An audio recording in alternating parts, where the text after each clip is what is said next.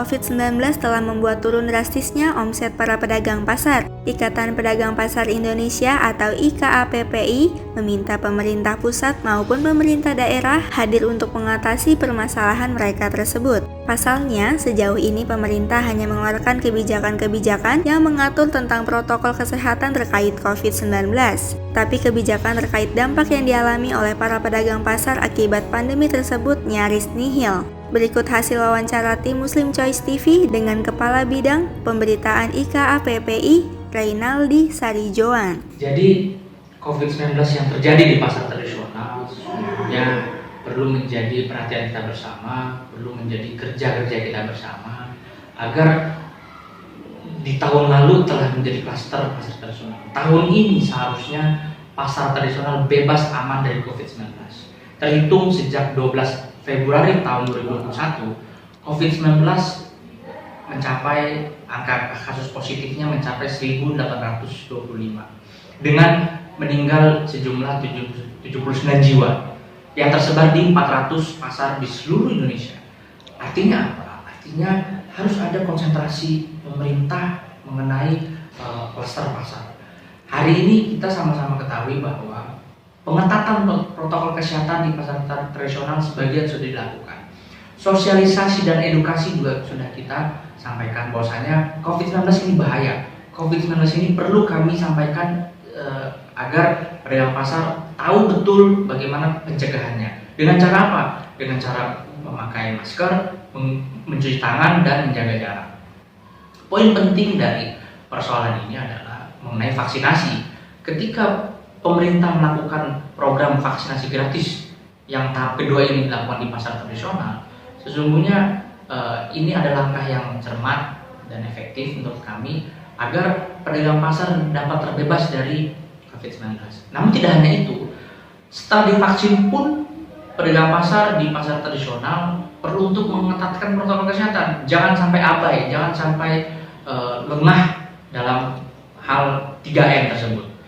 Jadi percuma bila hari ini tahap kedua divaksin, lantas pedagang pasar abai dan lalai kembali, percuma kami pikir vaksin ini.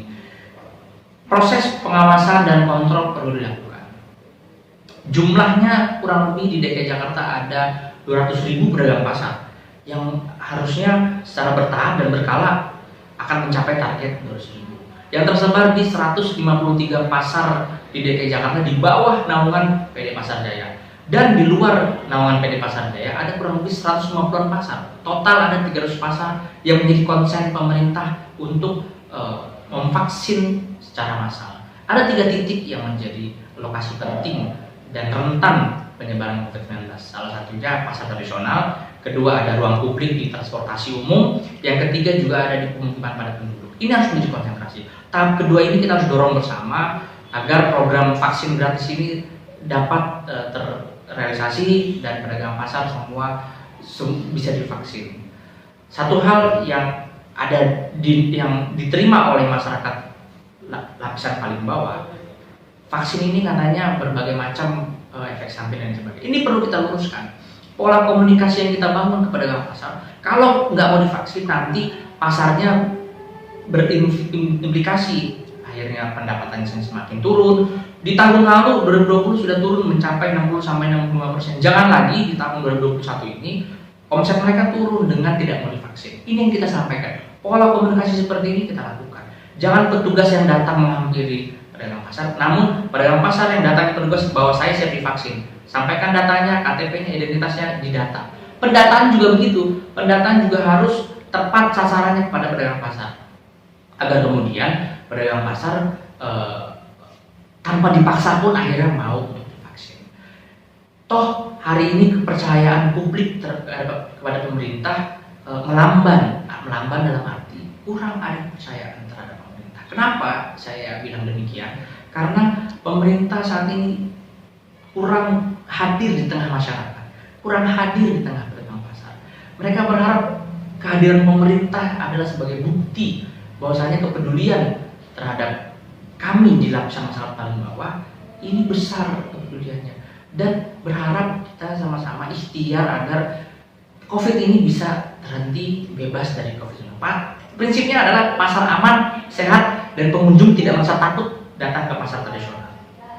Poin pentingnya adalah kehadiran pemerintah dan melibatkan pedagang pasar dalam setiap proses kebijakan ini menjadi kunci agar kebijakan yang akan ditelurkan oleh pemerintah pusat, provinsi, dan daerah agar tepat kepada pedagang pasar atau masyarakat pada umumnya.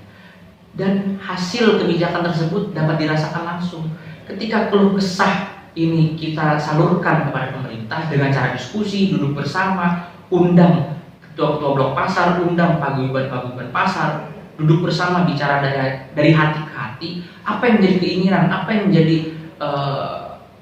aspirasi teman-teman pedagang pasar itu harus disampaikan. Seperti ini, seperti itu, seperti ini. Nah, ini harus dilakukan. Toh beberapa pasar telah menjalankan pola sendiri, pola berbeda. Harusnya di DKI Jakarta menjadi role model, menjadi tolak ukur untuk daerah-daerah lain agar diikuti.